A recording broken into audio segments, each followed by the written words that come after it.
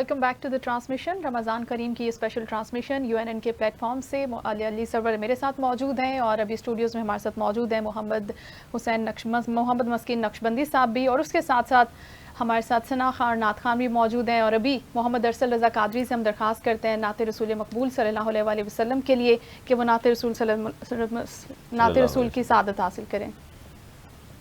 شہر گلشن کون دیکھے,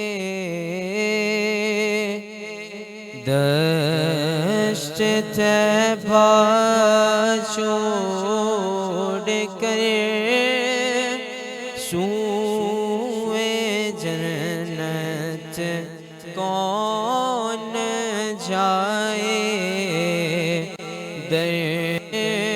تمہارا چھوڑ کر شہر گلشن کون دیکھے, دشت طیبہ چھوڑ کر اور سوئے جنت کون جائے, تمہارا چھوڑ کر بے لکھائے یار ان کو چین آ جاتا, اگر تو بار بار آتے نہ یوں جبریل سدرا چھوڑ کر بار بار آتے نہ یوں, جبریل سدرا چھوڑ کر سیر گلشن کون دیکھے, دشت طیبہ چھوڑ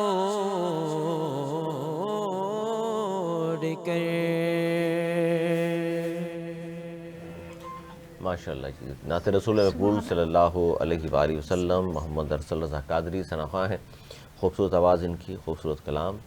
اب محمد مسکین نقشبندی صاحب, مولانا صاحب کیا کہیں گے خاص طور پر رمضان المبارک کے حوالے سے جب ہم گفتگو کر رہے ہیں, آج کے حوالے سے تیسرا روزہ ہے اور بہت سارے لوگ ظاہر اس حوالے سے بھی جاننا چاہتے ہیں, جس طرح عبادات کی ہم بات کر رہے ہیں, تو تھوڑا سا میں چاہوں گا رمضان المبارک کی بیک گراؤنڈ پر بھی تھوڑی سی بات ہو کہ جب 2 ہجری 10 شعبان کو روزے فرض کیے گئے, اس سے پہلے روزے ضرور موجود تھے کسی نہ کسی شکل میں, لیکن مستقل نہیں تھے, تو تھوڑا سا اس حوالے سے بیک گراؤنڈ کے حوالے سے بھی تھوڑی سی گفتگو کیجیے گا. یہ اللہ پاک جل جلالہ نے اس امت پر احسان فرمایا ہے, بے شک لعلکم ترحمون فرمایا ہے, اور تاکہ تم پر رحم کیا جائے.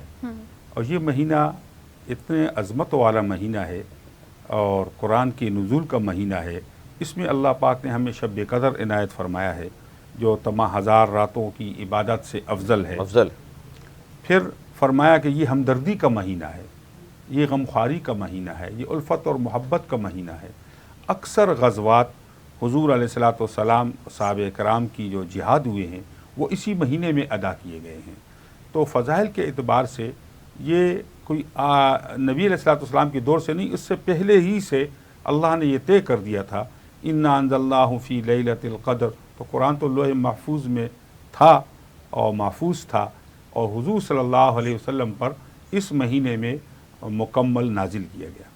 اچھا, اس میں چونکہ جس طرح آپ کہہ رہے ہیں مکمل طور پر نازل ہوا, اب ظاہر ہے وہ تو طاق راتیں ہیں پھر جس پہ ہم زیادہ علماء کرام ہمارے جو محدثین ہیں متفق ہیں کہ اس میں کوئی بھی ہو سکتی ہے 21 23 25 27 29 میں سے, لیکن زیادہ لوگ پھر 27 کے حوالے سے بھی ذکر کرتے ہیں. بار بازار بزرگوں اور مشائخ کا یہ کہنا ہے کہ یہ پورے رمضان میں شب قدر کا وہ ہو سکتا ہے.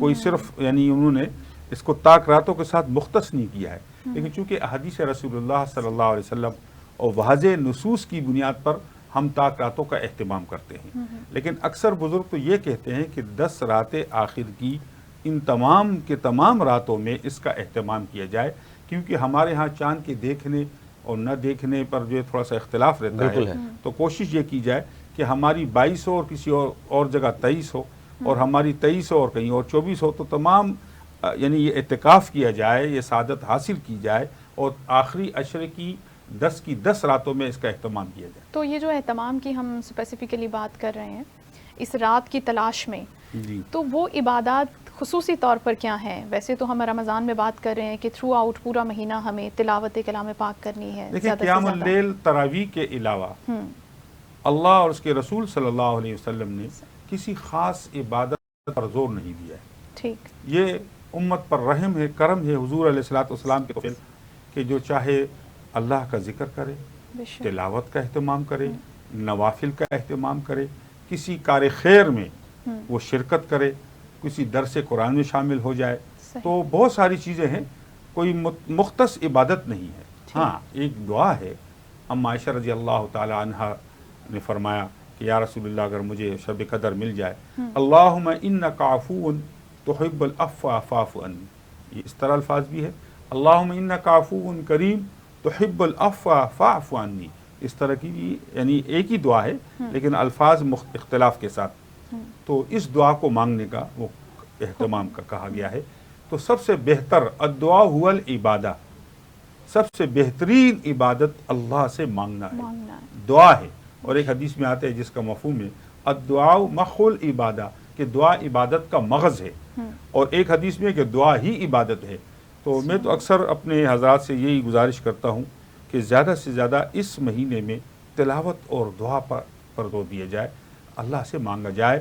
اللہ مانگنے سے خوش ہوتے ہیں، بالکل، ہاں، اور تنگ نہیں ہوتے ہیں، جو جتنا مانگتا ہے اللہ پاک اتنا ہی عطا فرماتے ہیں۔ بے شک، اور یہ جو پورا دن کوئی بھی روزہ دار گزارتا ہے مولانا صاحب، خاص طور پر اس حوالے سے بتائیے گا، بہت سارے لوگ ظاہر شرعی عذر کے بنا بھی روزے نہیں رکھتے، چھوڑ بھی دیتے ہیں، تو اس حوالے سے بتا دیجئے کیا ان کے نقصانات ہیں، اور جو یا ان خاص کے لیے طور کیا حکم ہے؟ کیا حکم ہے، اور دوسرا کسی وجہ سے کوئی نہیں رکھ پاتا تو بعد میں کس طرح اس کو کمپلیٹ کر سکتا ہے؟ قرآن کی آیات سے صاف واضح ملتا ہے کہ اگر کوئی مسافر ہے یا مریض ہے کہ روزہ رکھنے سے اس کی جان کو اندیشہ ہے یا اس کے مرض کے بڑھ جانے کا اندیشہ ہے، تو وہاں شریعت نے رخصت دی ہے۔ اب مسافر نے روزہ نہیں رکھا، بیمار نے روزہ نہیں رکھا، تو ان دونوں کے لیے یہ حکم ہے کہ پھر رمضان کے بعد جب بھی ان کو آسانی کے ساتھ روزہ رکھنے کی استعداد ہو، رکھ سکتے ہو، تو یہ اس کی قضا لوٹائے گا۔ لیکن وہ مریض جس کو مستقبل میں کبھی بھی صحیح ہونے کا یعنی مرض سے افاق، جیسے بعض ہائی لیول کے شوگر کے مریض ہوتے ہیں جی۔ کہ ان کو ٹھیک ہونے کا ڈاکٹر کہتے ہیں کہ بھائی کوئی چانس نہیں ہے، یا اس طرح کوئی اور مریض ہے، یا وہ بزرگ جو جس کی عمر 70-80 اباؤ ہو گئی ہے اور کمزوری اس قدر آ گئی ہے کہ اب وہ روزہ رکھنے پر قادر نہیں ہے، تو ایسے مریضوں کے لیے اور ایسے بزرگ فانی جو بہت ہی زیادہ ضعیف ہو چکے ہوں، ان کے لیے پھر ایک روزے کے بدلے میں فدیہ ہے، یعنی جس طرح صدقہ فطر ہم دیتے ہیں آج کل غالباً 275 روپے ہے، تو ایک روزے کے بدلے میں وہ 275 روپے کسی غریب کو فدیے کے طور پر، فدیے کے طور پر، تو اس کا وہ روزہ ہو جائے گا۔ اور آئندہ اگر اللہ اس کو صحت دے دے، قوت طاقت دے دے رکھنے کی، تو وہ رکھ بھی سکتا ہے، لیکن فدیہ دینے کے بعد وہ بری ذمہ ہو جاتا ہے۔ جناب بہت شکریہ، حضرت مولانا محمد مسکین نقشبندی صاحب ہمارے ساتھ موجود تھے، انہیں بھی کہیں جانا ہے، اور چونکہ افطار کا وقت بھی ہو چاہتا ہے، چھوٹا سا بریک ہے، بریک کے بعد ہم لوگ تو اسٹوڈیو میں موجود ہوں گے، ان سے ہم ظاہر ہے اجازت لیں گے حضرت مولانا محمد مسکین نقشبندی صاحب سے۔ ایک چھوٹا سا بریک کے بعد پھر حاضر ہوتے ہیں۔ السلام علیکم۔ وعلیکم السلام۔